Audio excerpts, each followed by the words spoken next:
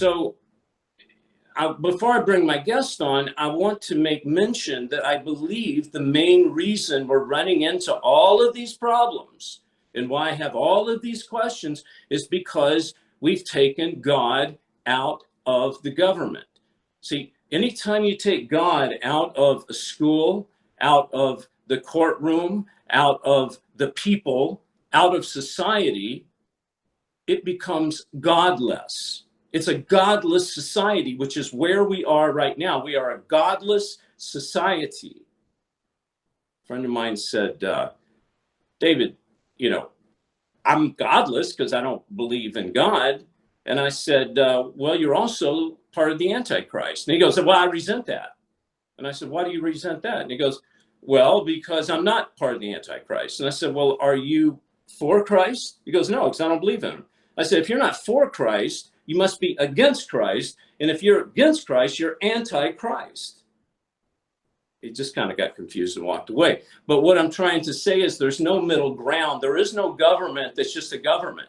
There are no people that's just a people. It's a God-filled people, a God-filled country, or a godless people in a godless country. They're talking about turning these taking these statues and putting them in storage and maybe, who knows, going to resurrect up another statue of something else, but they don't like the past. I have no issues with these statues right now, but the one issue I have, and I will stand on it, is when they started taking the statue of God out of the courtrooms, and that's the 10 Commandments, and the statue of God out of the schools, that's where I stand. I have an issue with that. And of course, they've allowed them to do it. So why would we think that they wouldn't take, the statue of Christopher Columbus out of Columbus, Ohio, or some of these Confederate? Why would we think that?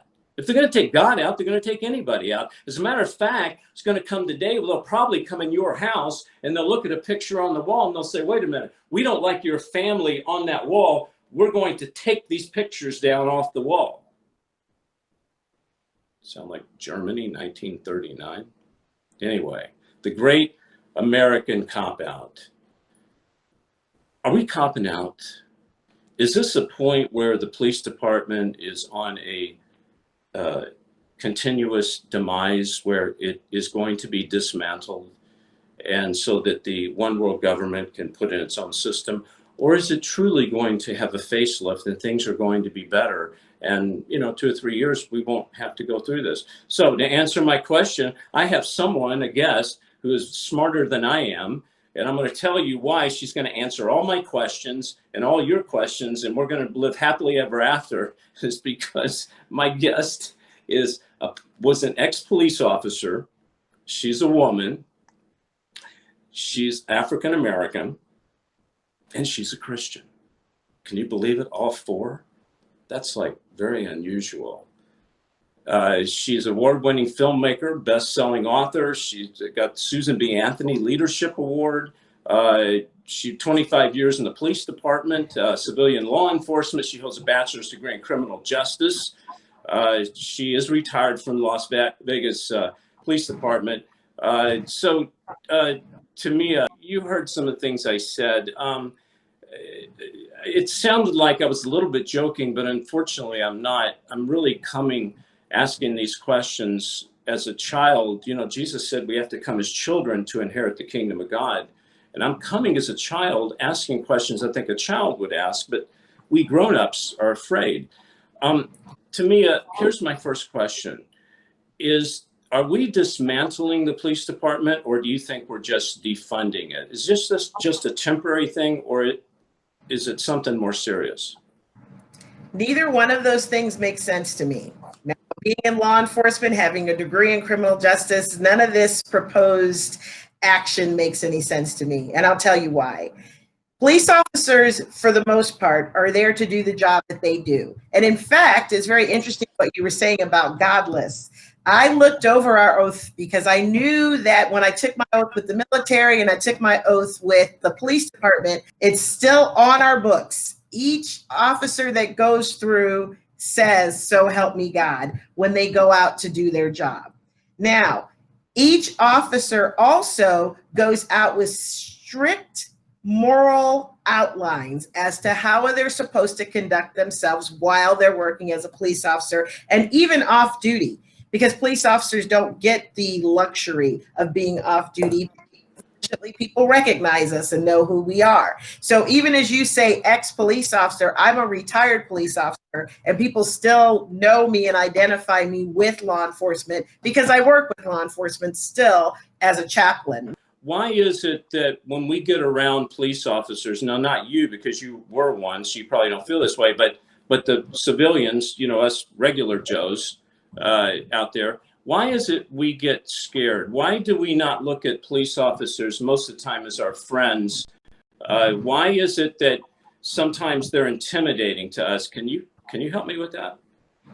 It's interesting. In Romans 13, it talks about this. It says that the people who have done nothing wrong have no need to be afraid. All right. Now we're going to talk about it. Okay. So to me, all right, guys, now you got me going here. Hang on one second.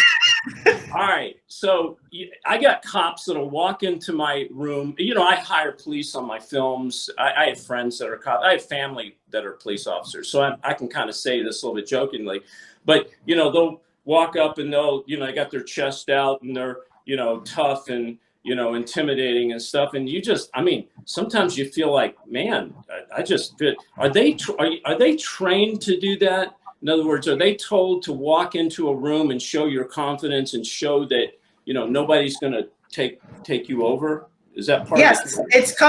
It's called command presence. You know, I'm 5'4", but I could come into a room and I can shut a room down just by my voice, what I say, and my body language. And Right. We are definitely trained because our goal for police officers is to come in. We bring the peace for the most part. People call us, they hit 911 and they call us. So the last thing they need us to do is to come on the scene and kind of go, oh, I wonder what's going on. I don't know. No, we need to come. Yeah. Command of the situation, which is called command presence, and then, you know, figure out what's going on.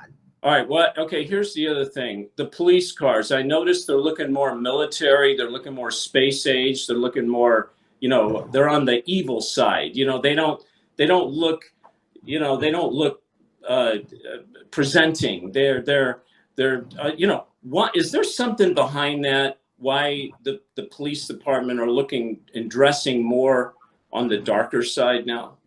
I think what you're talking about is the images that you see of our response teams. Our response units have more like our SWAT units and units such as that respond, actually show that forth when they come. But when you're dealing with everyday police officers driving around their patrol cars, like for example in Las Vegas or other cities, our guys are driving around in SUVs. I mean, they're very it's not very intimidating. Well, you can see the officer in the car, you know, because that's part of our community policing model is that our police officers, our windows are clear. They're not dark. SWAT has dark windows, yes, but they are tactical units. The everyday units, if you look around your neighborhoods, you can see Officer Jones in the car. You know who the officer is there.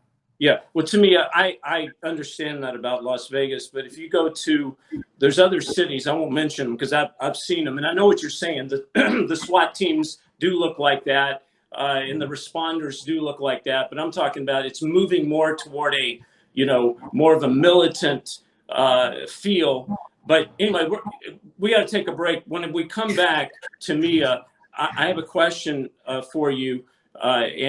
Well, I have several questions for you, actually. When we come back, I'm going to ask Tamia, is there racism within the police department? Meaning you've got a white police officer, a black police officer. Do they clash? Is there racism within the police department? When we come back, we're talking to retired police officer Tamia Dow. We'll be right back.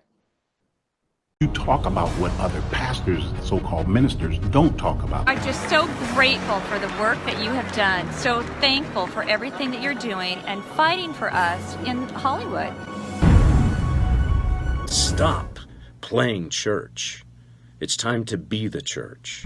And that's what I love about it.